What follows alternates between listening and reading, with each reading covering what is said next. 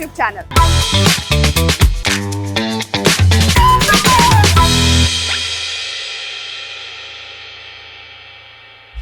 ನಾನು ಬೆಂಗಳೂರಿಂದ ಹೊರಟು ದೇವನಹಳ್ಳಿ ಟೋಲ್ ಹತ್ರ ಇದ್ದೀನಿ. ಇಲ್ಲಿಂದ ಒಂದು 60 ಕಿಲೋಮೀಟರ್ ದೂರ ಹೋದ್ರೆ ಸುಂದರವಾದ, ಭವ್ಯವಾದ, ಐತಿಹಾಸಿಕ ಹಿನ್ನೆಲೆಯುಳ್ಳ ಗುಹಾಂತರ ದೇವಾಲಯ ಒಂದಿದೆ. ಯಾವ ಊರಲ್ಲಿದೆ, ಎಲ್ಲಿ ಅಂತ ಕೇಳ್ತಾ ಇದ್ದೀರಾ? ಬನ್ನಿ ತೋರಿಸ್ತೀವಿ. ನಮ್ಮ ವಿಶ್ವದಲ್ಲಿ ಪ್ರಖ್ಯಾತಿಯನ್ನ ಪಡೆದಿರುವಂತಹ ಅನೇಕ ಸ್ಥಳಗಳಿದೆ. ಅಂಥದ್ರಲ್ಲಿ ಕರ್ನಾಟಕದಲ್ಲಿ ವಿಶ್ವವಿಖ್ಯಾತಿಯನ್ನ ಪಡೆದಿರುವಂತಹ ವಿಶೇಷವಾದ ಜಾಗ ಒಂದಿದೆ. ಎಸ್, ಚಿಕ್ಕಬಳ್ಳಾಪುರ ಜಿಲ್ಲೆ ಚಿಂತಾಮಣಿ ತಾಲೂಕಿನ ಕೈಲಾಸಗಿರಿ ಬೆಟ್ಟದ ತಪ್ಪಲಿನಲ್ಲಿ ನಾನಿದ್ದೀನಿ.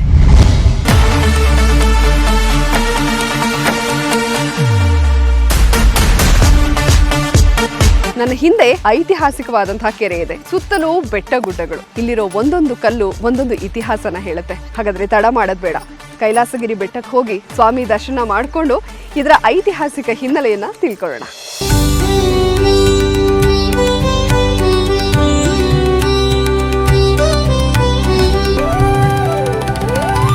ಕೈಲಾಸಗಿರಿ ಬೆಟ್ಟ ಹತ್ತು ಬಂದ ಮೇಲೆ ಈ ದೇವಸ್ಥಾನದ ಹಿನ್ನೆಲೆ ತಿಳ್ಕೊಳ್ಳೋಣ ಅಂತ ಬಾಲಾಜಿ ಸರ್ನ ಕೇಳಿದೆ. ಸರ್ ಫಸ್ಟ್ ಬ್ರೇಕ್ಫಾಸ್ಟ್ ಮುಗಿಸ್ಕೊಂಡ್ಬಿಡಿ, ಆಮೇಲೆ ದೇವಸ್ಥಾನಕ್ಕೆ ಹೋಗೋಣ ಅಂತ ಹೇಳಿದ್ದಾರೆ. ಸರ್ ಅಂದ್ರೆ ಏನಿಲ್ಲಿ ಅನ್ನದಾನ ಪ್ರತಿ ದಿವಸ ನಡೆಯುತ್ತಾ?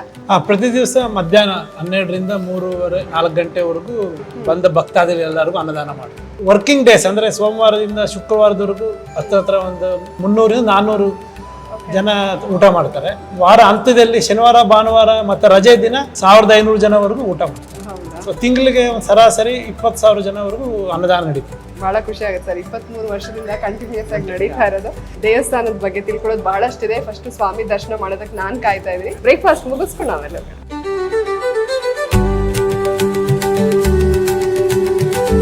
ನಾವಿವಾಗ ಕೈಲಾಸಗಿರಿ ಗುಹಾಂತರ ದೇವಸ್ಥಾನಕ್ಕೆ ಹೋಗ್ತಾ ಇದೀವಿ. ಕೈಲಾಸಗಿರಿ ಗುಹಾಂತರ ದೇವಸ್ಥಾನದ ಹಿನ್ನೆಲೆ ಏನು, ಇದು ಇಷ್ಟೊಂದು ಪ್ರಸಿದ್ಧಿ ಪಡೆಯೋದಕ್ಕೆ ಏನ್ ಕಾರಣ, ಯಾವಾಗ ಶುರು ಆಯ್ತು, ಇದೆಲ್ಲದ್ರ ಬಗ್ಗೆ ಮಾತಾಡೋದಕ್ಕೆ ಕೈಲಾಸಗಿರಿ ಗುಹಾಂತರ ದೇವಾಲಯದ ಮೇಲ್ವಿಚಾರಣೆಯನ್ನ ನೋಡ್ಕೊಳ್ತಾ ಇರುವಂತಹ ಮಾಜಿ ಸಚಿವರಾದ ಚೌಡರೆಡ್ಡಿ ಅವರ ಸುಪುತ್ರ ಬಾಲಾಜಿ ಅವರು ನಮ್ಮ ಜೊತೆಗಿದ್ದಾರೆ.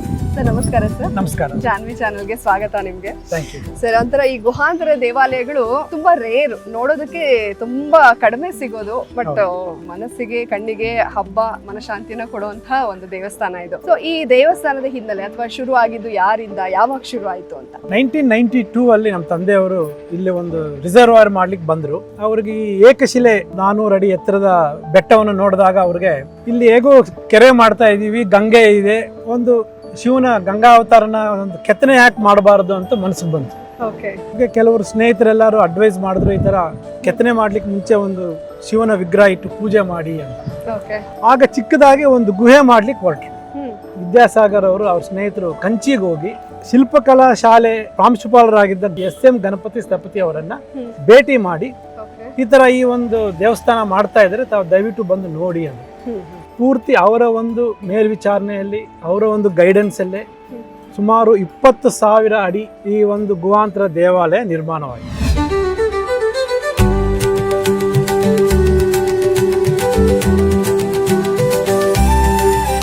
1993ರಿಂದ 2013ವರೆಗೂ ನಿರಂತರವಾಗಿ 20 ವರ್ಷ ನಡೆದ ಕೆಲಸ. ಚೌಡರೆಡ್ಡಿ ಅವರ ಆಸನದಲ್ಲಿ ಶಾಸಕರಾಗಿದ್ರ, ಸಚಿವರಾಗಿದ್ರು. 93 ಸಚಿವರಾಗಿದ್ರು. ಆಮೇಲೆ 99 ಮತ್ತೆ ಶಾಸಕರಾಗಿದ್ರು. ಸೊ ಅವರು ತಮ್ಮ 35 ವರ್ಷ ಜೀವನವನ್ನ ಈ ದೇವಸ್ಥಾನಕ್ಕೆ ಮುಡುಪಿಟ್ಟು ನಮ್ಮ ಧರ್ಮದ ಒಂದು ಮುನ್ನಡೆಗೆ ಅವ್ರ ಕೈಲಾದಷ್ಟು ಕೆಲಸ ಮಾಡಿದ್ರು. ಆ ಟೈಮಲ್ಲಿ ಏನೆಲ್ಲ ಚಾಲೆಂಜಸ್ ಎದುರಾಯ್ತು? SM ಗಣಪತಿ ಸ್ಥಪತಿ ಅವರು ಒಬ್ಬ ದೊಡ್ಡ ಸ್ಥಪತಿ ಶಿಲ್ಪಿ ಮಾಡುವಂತ ವ್ಯಕ್ತಿ ಆಗಿದ್ರು. ಅವರು ಕಂಚಿ ಕಾಮಕೋಟಿ ಪೀಠದ ಮಹಾಸ್ವಾಮಿಗಳಾದ 68ನೇ ಮಹಾಸ್ವಾಮಿಗಳಾದ ಚಂದ್ರಶೇಖರೇಂದ್ರ ಸರಸ್ವತಿ ಅವರಿಗೆ ತುಂಬಾ ಆಪ್ತರಾಗಿ ಇದ್ರು. ಈಗ ಒಂದು ಗುರು ಶಿಷ್ಯರ ಒಂದು ಸಂಬಂಧದಲ್ಲಿ ಒಂದು ದಿನ ಗಣಪತಿ ಸ್ಥಪತಿ ಅವರು ಸ್ವಾಮೀಜಿ ಅವರ ಗಮನಕ್ಕೆ ತಂದ್ರು. ನಾನು 100 ದೇವಸ್ಥಾನ ಮಾಡಿದ್ದೀನಿ ಸ್ವಾಮೀಜಿ ನಮ್ಮ ಧರ್ಮದಕ್ಕೋಸ್ಕರ ಅಂತ. ಆಗ ಸ್ವಾಮೀಜಿ ಅವರು ಒಂದೇ ಪ್ರಶ್ನೆ, ಪ್ರಯೋಜನ ಏನು ಅಂದ್ರು. ಆಗ ಗಣಪತಿ ಸ್ಥಪತಿ ಅವ್ರಿಗೆ ಶಾಕ್ ಆಯ್ತು, ಯಾಕಪ್ಪ ಈ ತರ ಕೇಳ್ತಾ ಇದ್ದಾರೆ ಅಂತ. ಸ್ವಾಮೀಜಿ ಅವರು ಹೇಳಿದ್ರು, ನೋಡಿ, ನೀನು ನಿರ್ಮಾಣ ಮಾಡಿರುವಂತ ಯಾವ್ದಾದ್ರೂ ಒಂದು ದೇವಾಲಯ ಪ್ರಕೃತಿ ವಿಕೋಪಕ್ಕೆ ತಟ್ಕೊಳಕ್ಕೆ ಸಾಧ್ಯವಿದೆಯಾ ಅನ್ನೋ ಒಂದು ಪ್ರಶ್ನೆ ಕೇಳಿದ್ರು. ಆಗ ಗಣಪತಿ ಸ್ಥಪತಿಯವರು ಆಲೋಚನೆ ಮಾಡಿ, ಕ್ಷಮಿಸಿ ಸ್ವಾಮೀಜಿ, ನಾನು ನಿರ್ಮಾಣ ಮಾಡಿರುವಂಥ ಯಾವೊಂದು ದೇವಾಲಯ ಕೂಡ ಪ್ರಕೃತಿ ವಿಕೋಪಕ್ಕೆ ತಟ್ಕೊಳಕ್ಕೆ ಸಾಧ್ಯವಿಲ್ಲ ಅಂತ. ಆಗ ಸ್ವಾಮೀಜಿಯವರು ಅವರ ಮನದ ಆಸೆಯಲ್ಲಿ ಒಂದು ಆಸೆಯನ್ನು ವ್ಯಕ್ತಪಡಿಸಿದರು. ಆದಿಶಂಕರಾಚಾರ್ಯವರು ಈ ದೇಶವನ್ನು ಪರ್ಯಟನೆ ಮಾಡಿ ನಮ್ಮ ಧರ್ಮವನ್ನು ಉಳಿಸ್ಕೊಂಡು ಬಂದರು. ಅವರ ಹಾದಿಯಲ್ಲಿ ನಾವೆಲ್ಲರೂ ನಡ್ಕೊಂಡು ಹೋಗ್ತಾ ಇದ್ದೀವಿ. ಇನ್ನು ಮುಂದೆ ಕೂಡ ಹಿಂದೂ ಧರ್ಮ ಶಾಶ್ವತವಾಗಿ ಇರಬೇಕು ಅಂದರೆ ಯಾವುದಾದ್ರೂ ಒಂದು ಬೆಟ್ಟದಲ್ಲಿ ಒಂದು ಗುಹೆ ಮಾಡಿ ಬೃಹದಾಕಾರವಾದ ಒಂದು ಶಿವನ ಆಕಾರವನ್ನು ನಿರ್ಮಾಣ ಮಾಡು. 92 ಅಲ್ಲಿ ಅವರಿಗೆ ಒಂದು ಆಶಯ ಬರುತ್ತೆ, 93 ಅಲ್ಲಿ ಶುರು ಆಗುತ್ತೆ. ಇವಾಗ ಇಷ್ಟು ಚೆನ್ನಾಗಿದೆಯಲ್ಲ, 93 ಅಲ್ಲಿ ಹೇಗಿತ್ತು ಸರ್ ಈ ಜಾಗ? ಒಂದು ಗಿಡ ಕೂಡ ಇಲ್ಲಿ ಇರಲಿಲ್ಲ. ಒಂದು ಗಿಡ ಕೂಡ ಇರಲಿಲ್ಲ, ಗಿಡ ಕೂಡ ಇರಲಿಲ್ಲ, ಬರೀ ಬೆಟ್ಟ ಮಾತ್ರ. ಬರೀ ಬೆಟ್ಟ, ಕಲ್ಲು. ಈ ನಮ್ಮ ದನಕರುಗಳಿಗೆ ಏನಾದರೂ ಮೇವಿಗೋಸ್ಕರ ಸ್ವಲ್ಪ ಗ್ರಾಸ್ ಬೆಳೀತಾ ಇತ್ತು ಅಷ್ಟೇ. ಅದು ಬಿಟ್ಟರೆ ಇನ್ನೇನು ಇರಲಿಲ್ಲ ಒಂದು ಗಿಡ.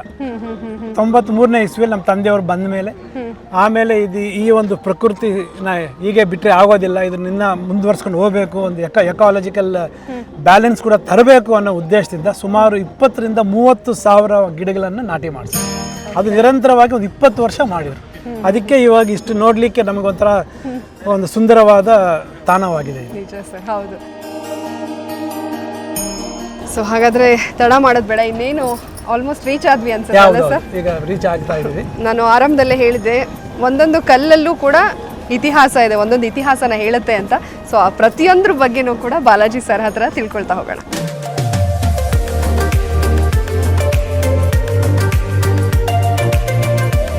ನಾವು ಮೊದಲನೇದಾಗಿ ವಲ್ಲಭ ಗಣಪತಿ ದೇವರ ದರ್ಶನ ಪಡೆಯೋಣ. ವಲ್ಲಭ ಗಣಪತಿಯನ್ನ ದರ್ಶನ ಮಾಡೋ ಮೂಲಕ, ಪ್ರಾರ್ಥಿಸೋ ಮೂಲಕ ಈ ಸಂದರ್ಶನವನ್ನ ಶುರು ಮಾಡೋಣ.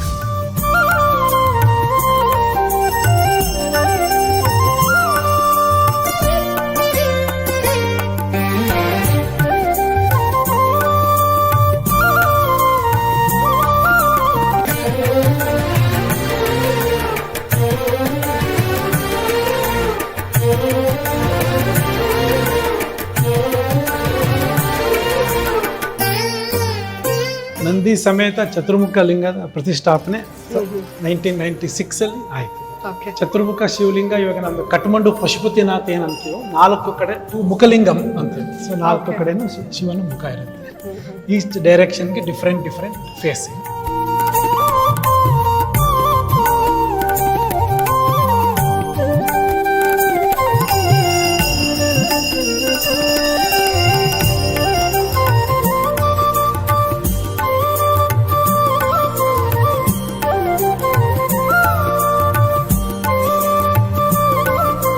ಗಣಪತಿ ಸ್ಥಪತಿಯವರ ಒಂದು ಆಧ್ವರ್ಯದಲ್ಲೇ ಕೆತ್ತನೆ ಮಾಡಿ ಇಲ್ಲಿ ಪ್ರತಿಷ್ಠಾಪನೆ ಮಾಡಿ ಈ ಪೂರ್ತಿ ಮಂಟಪ, ಇದು ಮೇಲೆ ಇರೋ ರುದ್ರಾಕ್ಷ ಎಲ್ಲಾನು ಕಠ್ಮಂಡು ಶಂಕರ ಮಠದಿಂದ ತರಿಸಿರೋದು. ಮೇಲೆ ರುದ್ರಾಕ್ಷ ಕಂಚಿಯಲ್ಲಿ ಮೂರ್ತಿಯನ್ನು ಕೆತ್ತನೆ ಮಾಡಿ ಇಲ್ಲಿಗೆ ತಂದು ಇಲ್ಲಿ ಪ್ರತಿಷ್ಠಾಪನೆ ಮಾಡೋದು, ಅಲ್ಲಿಂದ ಇಲ್ಲಿ ತಂದು ಮೂರ್ತಿ ಪ್ರತಿಷ್ಠಾಪನೆ ಮಾಡೋದು ಅಂದ್ರೆ ಸಾಕಷ್ಟು ಚಾಲೆಂಜಸ್ ಇದೆ. ಹೌದು. ಏನೇನೆಲ್ಲ ಚಾಲೆಂಜಸ್ ಇದೆ? ಏನ್ ಮೇಲೆ ಬರ್ಲಿಕ್ಕೆ ನಾವು ಮೇಲೆ ಏನ್ ಪ್ಲಾಟ್ಫಾರ್ಮ್ ನೋಡಿದೀವಿ ಅದು ಕೂಡ ಇರ್ಲಿಲ್ಲ, ಸ್ಲೋಪ್ ಇದೇ ತರ ಇತ್ತು. ಆಗ ಇಲ್ಲಿ ಕೊರೆದಿರೋ ಒಂದು ಕಲ್ಲು ಹಾಕಿ ಅದು ಮೇಲಕ್ಕೆ ಪ್ಲಾಟ್ಫಾರ್ಮ್ ನಾವು ರೈಸ್ ಮಾಡಿರೋದು, ಆಗ ರೈಸ್ ಆಗ್ತಾ ಬಂದಿರೋದು. ಆಗ ಕುಡಿಯೋದಕ್ಕೆ ನೀರು ಕೂಡ ನಾವು ಟೌನ್ ಇಂದಾನೆ ತರಬೇಕಾಗಿತ್ತು. ಸುಮಾರು 6 ವರ್ಷ ಎಲ್ಲಾನು ಸಾಮಗ್ರಿಗಳನ್ನ ಟೌನ್ ಇಂದಾನೆ ತಂದು ಇಲ್ಲಿ ಮಾಡ್ಬೇಕಾಗಿತ್ತು. ಅದೆಲ್ಲ ಚಾಲೆಂಜಸ್ ನ ಫೇಸ್ ಮಾಡಿ ಇವಾಗ ಇಲ್ಲಿ ಇನ್ನೊಂದು ವಿಶೇಷತೆ ಏನಂದ್ರೆ ಇಲ್ಲಿ ನಾವು ಅಗ್ನಿಸ್ತಂಭ ನೋಡ್ತೀವಿ. ಸೊ ಇದು ಶಿವನದ ಮೊದಲನೇ ಆಕಾರ. ಸೊ ಬ್ರಹ್ಮ ಅಂಡ್ ವಿಷ್ಣು ಇದ್ದಾರೆ. ಸೊ ಬ್ರಹ್ಮ ವಿಷ್ಣು ಮಧ್ಯ ಕಾಲ್ಗ ಆದಾಗ ಯಾರು ಸುಪೀರಿಯರ್ ಅಂತ, ಅವಾಗ ಶಿವ ಅಗ್ನಿಸ್ತಂಭವಾಗಿ ಬರ್ತಾರೆ. ಆಗ ವಿಷ್ಣು ಬೋರ್ ರೂಪದಲ್ಲಿ, ವರಾಹ ರೂಪದಲ್ಲಿ ಕೆಳಗೆ ಹೋಗ್ತಾರೆ. ಇದು ಎಲ್ಲಿ ಕೆಳಭಾಗ ಎಲ್ಲಿದೆ ನೋಡ್ಲಿಕ್ಕೆ.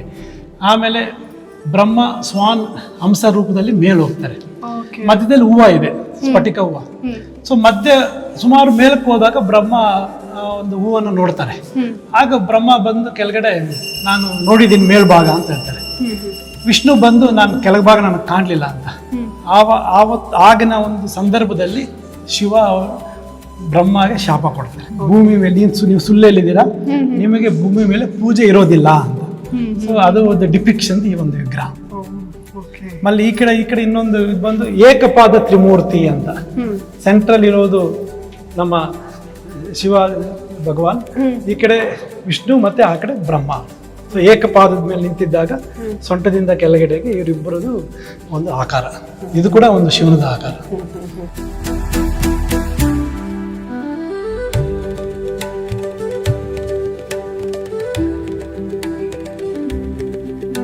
ಇಲ್ಲಿ ನಟರಾಜ ಮೂರ್ತಿ, ಕೆತ್ತನೆಗಳೆಲ್ಲ ಕೂಡ ತುಂಬಾ ಅದ್ಭುತವಾಗಿದೆ ಸರ್. ಎಲ್ಲ ಕಂಚಿಯಲ್ಲೇ ಮಾಡಿ ಕಂಚಿಯಲ್ಲೇ ಮಾಡಿರ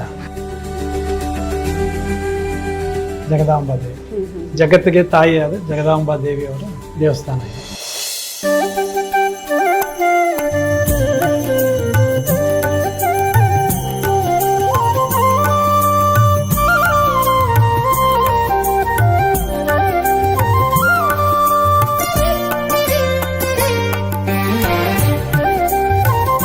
ಜಗದಾಂಬೆ ದರ್ಶನ ಆಯ್ತು ಸರ್. ಮುಂದೆ 96ನೇ ಇಸ್ವಿಯಲ್ಲಿ ಜಗದಾಂಬಾ ದೇವಿ ಪ್ರತಿಷ್ಠಾಪನೆ ಆದ್ಮೇಲೆ ಶಿವಾಲಯಗಳಲ್ಲಿ ವಿಶಿಷ್ಟವಾದ ಪೂಜೆ ಬಂದು ಮಾಸ ಶಿವರಾತ್ರಿ ಮತ್ತೆ ಪ್ರದೋಷ ಪೂಜೆ. ಪ್ರತಿ ತಿಂಗಳು ತ್ರಯೋದಶಿ ದಿನ ಪ್ರದೋಷ ಪೂಜೆ ಮಾಡ್ತೀವಿ. ಆವತ್ತು ಶಿವಲಿಂಗಕ್ಕೆ ಮತ್ತೆ ನಂದಿಗೆ ಒಂದೇ ಸಮಯದಲ್ಲಿ ಅಭಿಷೇಕ ಆಗುತ್ತೆ. ಅಮಾವಾಸ್ಯೆಗೆ ಮುಂಚಿನ ಹಿಂದಿನ ದಿನ ಚತುರ್ದಶಿ ದಿನ ಬಂದು ಮಾಸ ಶಿವರಾತ್ರಿ. ಆವತ್ತು ಬೆಳಿಗ್ಗೆನೆ ರುದ್ರಾಭಿಷೇಕ, ಶತರುದ್ರ ಹೋಮ ಮತ್ತೆ ಗಿರಿಜಾ ಕಲ್ಯಾಣ ಪೂಜೆಗಳು ನಡೀತದೆ. ಆ ಒಂದು ಕಾರ್ಯಕ್ರಮವನ್ನು ನಡೆಸಲು ಗಿರಿಜಾ ಕಲ್ಯಾಣ ಮಂಟಪವನ್ನು ನಿರ್ಮಾಣ ಮಾಡಿಸಿದ್ರು ಗಣಪತಿ ಸ್ಥಪತಿಯವರು.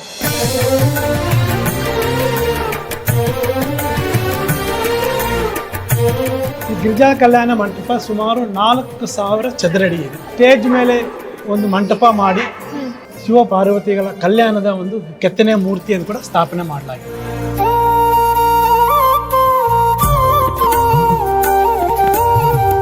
ಒಳ್ಳೆ ವೆಂಟಿಲೇಷನ್ಗೋಸ್ಕರ ಈ ಒಂದು ಫ್ಯಾನು ಮತ್ತೆ ಬ್ಲೋಯರ್ ವ್ಯವಸ್ಥೆ ಕೂಡ ಮಾಡಲಾಗಿದೆ.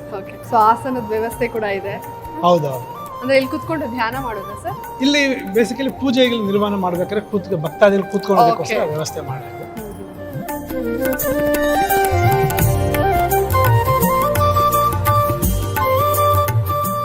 ನೋಡ್ತಾ ಇದ್ದಂಗೆ ಶಿವ ಪಾರ್ವತಿ ಜೊತೆಯಲ್ಲಿ ಬರ್ತಾ ಇದ್ದಾರೆ.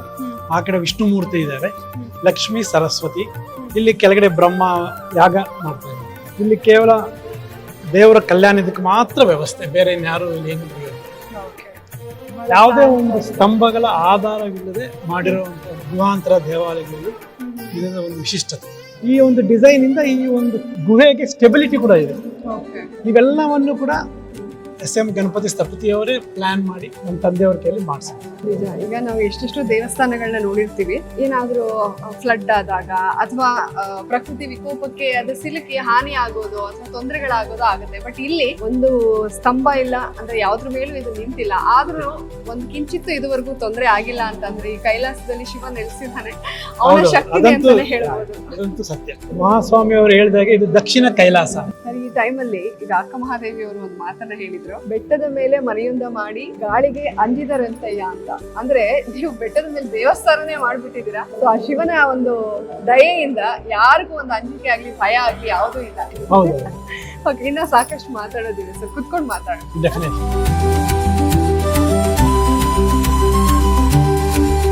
2003ನೇ ಇಸ್ವಿಯಲ್ಲಿ ಉದ್ಭವ ಲಿಂಗದ ಗುಹೆಯನ್ನ ಕೆಲಸ ಶುರು ಮಾಡಿದ್ರು. ಸೊ ಎಂಟ್ರೆನ್ಸ್ ಮಾಡ್ಕೊಂಡು ಮೇಲ್ಭಾಗಕ್ಕೆ ಹೋಗಿ ಅಲ್ಲಿ ಒಂದು ಗರ್ಡರ್ ಹಾಕಿದ್ದಾರೆ ನೋಡಿ. ಅದೇನಕ್ಕಂದ್ರೆ ಅಲ್ಲಿಂದ ಅಭಿಷೇಕ ಮಾಡ್ಲಿಕ್ಕೆ ದೇವರಿಗೆ ಅಂತ. ತದನಂತರ ಮೇಲಿಂದ ಕೆಳಗಡೆ ಬ್ಲಾಸ್ಟ್ ಮಾಡ್ಕೊಂಡು ಬಂದ್ರು. ಸೆಂಟ್ರಲ್ಲಿ ಗಣಪತಿ ಸ್ಥಪತಿಯವರು ಲಿಂಗದ ಎತ್ತರವನ್ನ 23 ಅಡಿ 9 ಇಂಚ್ ಅಂತ ಹೇಳಿದ್ರು. ಲಿಂಗ ಮಾಡಬೇಕಾದ್ರೆ ಹಿಂದ್ಗಡೆ ಬ್ಲಾಸ್ಟ್ ಮಾಡಿದಾಗ ಮೇಲೆ ಕ್ರ್ಯಾಕ್ ಬಂದು, ಸೊ ಆಗ ಏನಾಯ್ತು, ಆ ಕ್ರ್ಯಾಕ್ ಕಟ್ ಮಾಡಿದಾಗ ಲಿಂಗದ ಹೈಟು 6 ಅಡಿ ಕಡಿಮೆ ಆಯ್ತು. ಸೊ 6 ಅಡಿ ಕಡಿಮೆ ಆದಾಗ ಸೊ ನಾವು 6 ಅಡಿ ಅಚೀವ್ ಮಾಡ್ಬೇಕಾದ್ರೆ ಒಂದೇ ಸೊಲ್ಯೂಷನ್ ಕೆಳಗಡೆ ಮಾಡ್ಬೇಕಾಗಿತ್ತು, ಕೆಳಗಡೆ ಹೋಗ್ಬೇಕಾಗಿತ್ತು. ಸೊ ಅಷ್ಟು ಮಾಡ್ಲಿಕ್ಕೆ ಸುಮಾರು 5-6 ವರ್ಷ ಆಯ್ತು. ಇಲ್ಲಿ ನೋಡ್ತಿರಲ್ಲ ಸ್ಟೆಪ್, ಇದು ಒರಿಜಿನಲ್ ಲೆವೆಲ್ ಇದೆ. So to achieve 23 feet 9 inches ಅಲ್ಲಿಂದ ಕೆಳಗವರೆಗೂ ಮತ್ತೆ ಬ್ಲಾಸ್ಟ್ ಮಾಡ್ಕೊಂಡು ತೆಗೆದ್ರು. 6 ಅಡಿ into 6000 square feet, which took 4 years. ಈ ಎಲ್ಲ ಗೋಡೆ ಮೇಲೆ 64 ಶಿವನ ಆಕಾರಗಳನ್ನ ಕೆತ್ತನೆ ಮಾಡಿ ಫಿಕ್ಸ್ ಮಾಡ್ಬಿಡ್ತು. ಸೊ ಈ ಗುಹೆ ಒಳಗೆ ಬಂದ್ರೆ ಶಿವಪುರಾಣ ಪೂರ್ತಿ ಕಂಪ್ಲೀಟ್. ದಕ್ಷಿಣ ಕೈಲಾಸ ಅಂತ ಕರ್ಸ್ಕೊಳ್ತಾ ಇದೆ. ಈ ಕುಂಭಾಭಿಷೇಕ ಅದನ್ನೆಲ್ಲ ನೋಡೋದು ಕಣ್ಣಿಗೆ ಒಂದು ರೀತಿ ಹಬ್ಬ ಸರ್. ತುಂಬಾ ಚೆನ್ನಾಗಿದೆ. 23 ಅಡಿ ಲಿಂಗಕ್ಕೆ ಅಭಿಷೇಕ ಮಾಡ್ತಾ ಇದ್ರೆ it's a feast to the eyes. ಇದು ಮಾಡೋದು ಒಂದು ತಪಸ್ಸು ಅಂತ ಹೇಳ್ಬೋದು. ನಮ್ಮ ತಂದೆಯವರು ಮಾಡಿರೋ ತಪಸ್ಸು.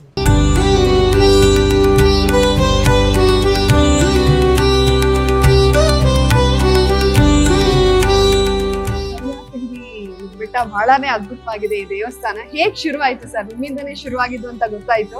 ಸೊ ಏನೆಲ್ಲ ಚಾಲೆಂಜಸ್ ನ ಫೇಸ್ ಮಾಡಿದ್ರಿ ಅದ್ರ ಬಗ್ಗೆ ಹೇಳಿ. MLA ಆಗಿದ್ದೆ. ನಮ್ಮ ಊರ್ನವರು ಬಂದು ಮಳೆ ಬರ್ತಾ ಇಲ್ಲ ಊರಿನಲ್ಲಿ, ಅದಕ್ಕೋಸ್ಕರ ಕುಡಿಯೋ ನೀರಿಗೆ ತೊಂದರೆ ಆಗ್ತಾ ಇದೆ, ಏನು ಮಾಡೋದು ಅಂತೇಳಿ ಇನ್ಯಾರೋ ಒಬ್ರು ಇದ್ಕೊಂಡು ಅಣ್ಣ ಬೆಟ್ಟ ನೋಡಿದ್ದೀರಾ, ಅಲ್ಲಿ ಒಂದು ಕೆರೆ ಕಟ್ಬಿಟ್ರೆ ಹೆಚ್ಚಾಗಿ ಮಳೆ ಬೀಳ್ತಾ ಇರುತ್ತೆ, ಆ ಮಳೆ ನೀರೆಲ್ಲ ಆ ಕೆರೆ ಬಂದು ನಿಂತ್ಕೊಳ್ಳುತ್ತೆ, ನಾವು ಕೆರೆಯಿಂದ ಚಿಂತಾಮಣಿಗೆ ನೀರು ಪಂಪ್ ಮಾಡ್ತೀವಿ, ಆವಾಗ ಚಿಂತಾಮಣಿಗೆ ನೀರು ಸಪ್ಲೈ ತೊಂದರೆ ಆಗೋಲ್ಲ ಅಂತ ಹೇಳ್ತಾರೆ. ಆಯ್ತಪ್ಪ ಮಾಡಿ ನಾನು ಇವಾಗ ಮಿನಿಸ್ಟರ್ ಆಗಿದ್ದೀನಿ, ನಮ್ಮ ಡಿಪಾರ್ಟ್ಮೆಂಟಿಂದ ನಿಮ್ಗೆ ಏನೇನು ಬೇಕೋ ಮಾಡಿಸ್ತೀನಿ ಮಾಡಿ ಅಂತೇಳಿ. ಆವಾಗ ಅವರು ಡಿಪಾರ್ಟ್ಮೆಂಟಿಂದ ಕೆರೆ ಕಟ್ಟಿದ್ರು. ಕೆರೆ ಕಟ್ಟಿ ಕೆಳಗಡೆ ಗಣಪತಿ ದೇವಸ್ಥಾನ ಮಾಡೋಣ ಅಂತೇಳಿ ಅಂದ್ಕೊಂಡೆ. ಸರಿ, ಗಣಪತಿ ದೇವಸ್ಥಾನ ಮಾಡಿದೆವು. ದೇವ್ರ ಕೆಲಸ ಮಾಡುವಾಗ ಇದು ಅದು ಅಂತ ಏನಿರುತ್ತೆ ಅಮ್ಮ, ದೇವ್ರ ಕೆಲಸ ಒಳ್ಳೆಯದಾಗಲಿ.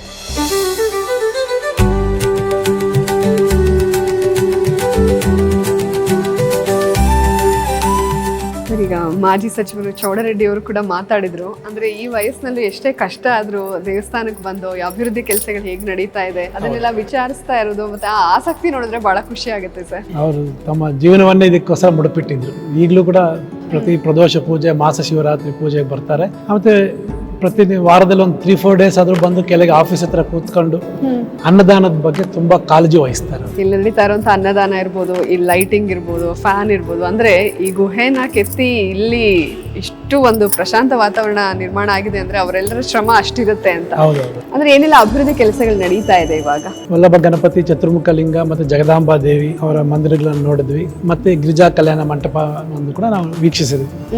ಮುಂದಿನ ಉತ್ತರಾಯಣದಲ್ಲಿ 2026 ಉತ್ತರಾಯಣದಲ್ಲಿ ಇಡೀ ಪ್ರಪಂಚಕ್ಕೆ ಅತಿ ದೊಡ್ಡದಾದ ಒಂದು ಸ್ವಯಂಭೂ ಲಿಂಗ ಕುಂಭಾಭಿಷೇಕ ಮಾಡ್ತಾ ಇದ್ದೀವಿ.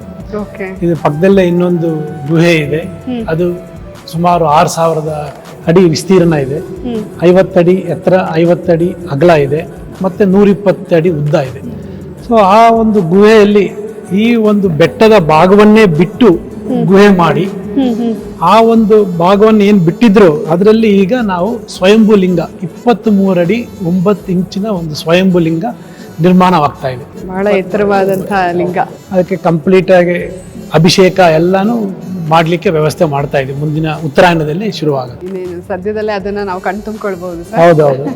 ಶಿವರಾತ್ರಿ ಅಂತ ಬಂದಾಗ ಜಾಗರಣೆ, ಇಲ್ಲಿ ಭಕ್ತಾದಿಗಳೇನಾದ್ರೂ ಶಿವರಾತ್ರಿ ಹಬ್ಬದ ಸಂದರ್ಭದಲ್ಲಿ ಜಾಗರಣೆಗೆ ಉಪವಾಸ ಅಂತೆಲ್ಲ ಬಂದಾಗ ವ್ಯವಸ್ಥೆ ಇರುತ್ತಾ ಇಲ್ಲಿ? ಹೌದೌದು. ಇಲ್ಲಿ ನಾವು 96ನೇ ಇಸ್ವಿಯಿಂದ ಚತುರ್ಮುಖ ಲಿಂಗೇಶ್ವರ ಪ್ರತಿಷ್ಠಾಪನೆ ಆದಾಗಿಂದ ಪ್ರತಿ ಶಿವರಾತ್ರಿ ದಿನ ಬೆಳಗ್ಗೆ ರುದ್ರಾಭಿಷೇಕ, ಚತುರುದ್ರ ಹೋಮ ಮತ್ತೆ ಗಿರಿಜಾ ಕಲ್ಯಾಣ ಮುಗಿಸ್ತೀವಿ.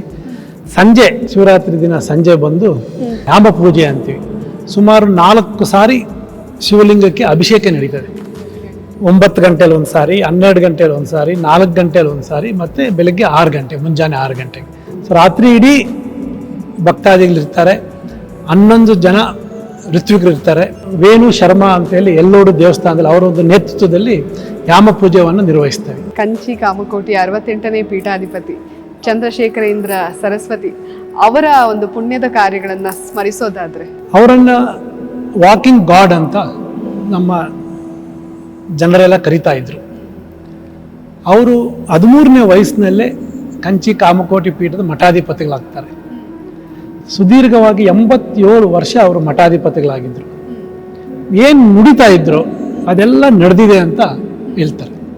ಒಬ್ಬರ ರಚಯಿತ ಆಥರ್ ರಾ ಗಣಪತಿ ಅನ್ನೋವರು ಸ್ವಾಮೀಜಿ ಅವರ ಪ್ರತಿಯೊಂದು ಸಂಭಾಷಣೆ, ಭಕ್ತಾದಿಗಳನ್ನ ಉದ್ದೇಶ ಮಾತಾಡಿದ್ದಾಗಲಿ ಅವೆಲ್ಲನೂ ಕಲೆಕ್ಟ್ ಮಾಡಿ ಅವರು ಪುಸ್ತಕ ಬರೆದಿದ್ದಾರೆ. ಸುಮಾರು 10,000 ಪೇಜ್. ಅದನ್ನ ತಮಿಳಲ್ಲಿ ದೇವಿತನ್ ಕುರಾಲ್ ಅಂತ ಹೆಸರಲ್ಲಿ ಕರೀತಾರೆ. ಇಂಗ್ಲಿಷಲ್ಲಿ it is known as voice of god ಅಂತ. ಅದರಲ್ಲಿ ನಮ್ಮ ಸನಾತನ ಧರ್ಮದ ಬಗ್ಗೆ ಪೂರ್ತಿಯಾಗಿ, ನಮ್ಮ ವೇದ ಉಪನಿಷತ್ತುಗಳ ಬಗ್ಗೆ ಪೂರ್ತಿಯಾಗಿ ನಾವು ತಿಳ್ಕೋಬಹುದು. ಅವರು ಆ ಥರ ಒಂದು ಮಹಾಸ್ವಾಮಿ ಆಗಿದ್ರು. ಅವರ ಒಂದು ಆಶಯದಂತೆ ಇಲ್ಲಿ ನಾವು ಈ ಒಂದು ಗುಹಾಂತರ ದೇವಾಲಯವನ್ನು ನಿರ್ಮಾಣ ಮಾಡಲು ಆ ದೇವರು ಚೌಡರೆಡ್ಡಿ ಅವರಿಗೆ ಒಂದು ಅವಕಾಶ ಮಾಡಿಕೊಟ್ರು. ತಂದೆಯವರು 30 ವರ್ಷಗಳ ಕಾಲ ಶ್ರಮಿಸಿದ್ದಾರೆ. ಇವತ್ತು ಇದು ಇಷ್ಟೊಂದು ಪ್ರಸಿದ್ಧಿಯನ್ನು ಪಡೀತಾ ಇದೆ. ಇನ್ನಷ್ಟು ಅಭಿವೃದ್ಧಿ ಕೆಲಸಗಳಾಗಬೇಕಾಗಿದೆ. ಈಗ ಅವರ ಕನಸನ್ನ ನನಸು ಮಾಡ್ತಾ ಇರೋದು ನೀವು, ಅಂದ್ರೆ ಇದರ ಮೇಲುಸ್ತುವಾರಿಯನ್ನು ವಹಿಸ್ಕೊಂಡಿರೋದು. ಸೊ ಅಂದ್ರೆ ಏನಿದೆ ಸರ್ ಭವಿಷ್ಯದ ಗುರಿಗಳೇನಿದೆ? ಆ ತಂದೆಯವರ ಕನಸನ್ನ ಸಾಕಾರ ಮಾಡೋ ನಿಟ್ಟಿನಲ್ಲಿ ಇನ್ನು ಏನೆಲ್ಲ ಅಭಿವೃದ್ಧಿ ಕೆಲಸಗಳಾಗಬೇಕು ಅಂತ? ನಾನು 2 ವರ್ಷದ ಹಿಂದೆ ಬಂದು ಈ ಒಂದು ಜವಾಬ್ದಾರಿ ತಗೊಂಡಾಗ ಆಗ ಸ್ವಲ್ಪ ಎಲ್ಲ ಲಿಟ್ರೇಚರ್ ಸರ್ಚ್ ಮಾಡಿ ಎಲ್ಲ ನೋಡಿದಾಗ 1000 ವರ್ಷಗಳಿಂದ ಯಾರು ಈ ಬೃಹದಾಕಾರವಾದ ಒಂದು ಗುಹಾಂತರ ದೇವಾಲಯ ಇಡೀ ದೇಶದಲ್ಲಿ, ಇಡೀ ಪ್ರಪಂಚದಲ್ಲಿ ಯಾರು ಮಾಡಿಲ್ಲ. ಇದು 20,000 ಅಡಿ ಸ್ಕ್ವೇರ್ ಫೀಟ್ ದೇವಾಲಯ. ಈಗ ಸುಮಾರು ಜನ ಭಕ್ತಾದಿಗಳು ಬರ್ತಾ ಇರೋದ್ರಿಂದ ಇಲ್ಲಿ ಒಂದು ವ್ಯವಸ್ಥೆ ಎಲ್ಲ, ಹೊಸ ವಾಕ್ವೇ, ಬೆಟ್ಲಿಂದ ಹತ್ತು ಬರ್ಲಿಕ್ಕೆ ಒಂದು ವ್ಯವಸ್ಥೆ ಮಾಡ್ತಾ ಇದ್ದೀವಿ. ಅದಲ್ಲದೆ ವೇದ ಪಾಠಶಾಲಾ, ಇಲ್ಲಿ ಒಂದು ಒಳ್ಳೆ ವೇದ ಪಾಠಶಾಲಾ ಕೂಡ ಮಾಡಬೇಕು ಅನ್ನೋದು ನಮಗೆ ಒಂದು ಮಾಸ್ಟರ್ ಪ್ಲ್ಯಾನ್ ನಾವು ಮಾಡ್ಕೊಂಡಿದ್ದೀವಿ. ಅದನ್ನು ಕೂಡ ನಾವು ಮುಂಬರೋ ದಿನಗಳಲ್ಲಿ ಮಾಡ್ತೀವಿ ಆ್ಯಕ್ಚುಲಿ. ಅದೇ ಅಲ್ಲದೆ ಇಲ್ಲಿ ಬರೋ ಯಾತ್ರಿಕರಿಗೆ ಇರಲಿಕ್ಕೆ ಧರ್ಮಶಾಲಾ ಮತ್ತು ಕೊಠಡಿಗಳ ಒಂದು ಸೌಕರ್ಯ ಕೂಡ ಮಾಡಲಿಕ್ಕೆ ನಾವು ಪ್ರಯತ್ನ ಮಾಡ್ತಾ ಇದ್ದೀವಿ. ಬಾಲಾಜಿ ಅವರೇ, 3G 4G 5G ಆಯಿತು, AI ಕೂಡ ಬಂತು.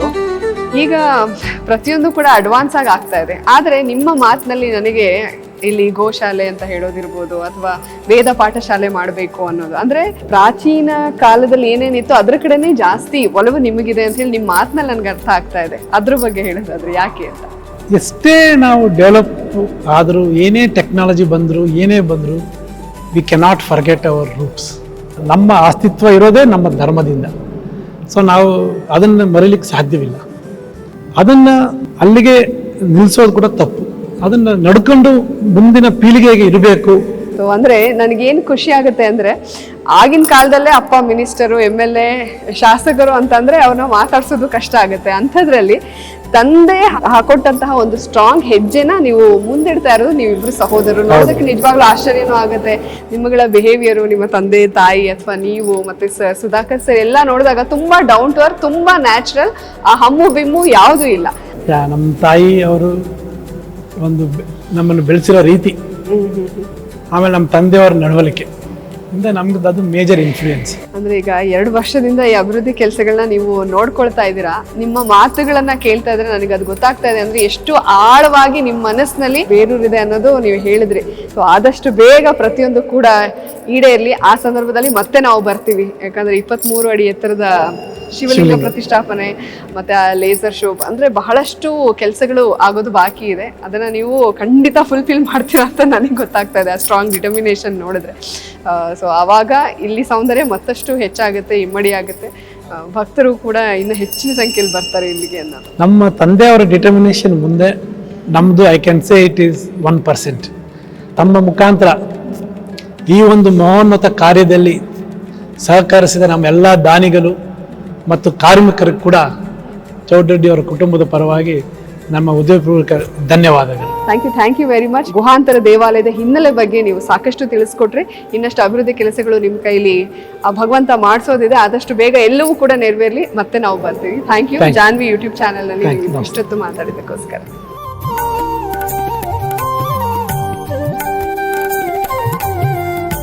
ನೋಡಿದ್ರಲ್ಲ, ಕೈಲಾಸಗಿರಿ ಗುಹಾಂತರ ದೇವಾಲಯದ ಹಿನ್ನೆಲೆಯನ್ನ ಬಾಲಾಜಿ ಅವರು ತಿಳಿಸ್ಕೊಟ್ರು. ದೇವಸ್ಥಾನಕ್ಕೆ ಅಥವಾ ಬೆಟ್ಟಕ್ಕೆ ಬರೋವಾಗ ಇದ್ದಂತಹ ಒಂದು ಆಲೋಚನೆನೇ ಬೇರೆ, ಬಂದ ಮೇಲೆ ಇದರ ಒಂದು ಅನುಭವ ನೀಡ್ತಾ ಇರುವಂತಹ ಸಂತೋಷ ಸಮಾಧಾನನೇ ಬೇರೆ. ಈ ಸಂತೋಷ ಸಮಾಧಾನನ ಅನುಭವಿಸ್ಬೇಕು ಅಂತಂದ್ರೆ ನೀವು ಕೈಲಾಸಗಿರಿ ಗುಹಾಂತರ ದೇವಾಲಯಕ್ಕೆ ಬಂದ್ರೇನೆ ಅದು ನಿಮಗೆ ಗೊತ್ತಾಗೋದು. ಇವತ್ತಿನ ಈ ವ್ಲಾಗ್ ನಿಮ್ಮೆಲ್ರಿಗೂ ಕೂಡ ಇಷ್ಟ ಆಗಿದೆ ಅಂತ ಭಾವಿಸ್ತಾ ಈ ಒಂದು ಕಾರ್ಯಕ್ರಮವನ್ನ ಇಲ್ಲಿಗೆ ಮುಗಿಸ್ತಾ ಇದೀವಿ. ಯಾರೆಲ್ಲ ಜಾನ್ವಿ ಯೂಟ್ಯೂಬ್ ಚಾನೆಲ್ನ ಸಬ್ಸ್ಕ್ರೈಬ್ ಮಾಡಿಲ್ವೋ ಈ ಕೂಡಲೇ ಸಬ್ಸ್ಕ್ರೈಬ್ ಮಾಡಿ.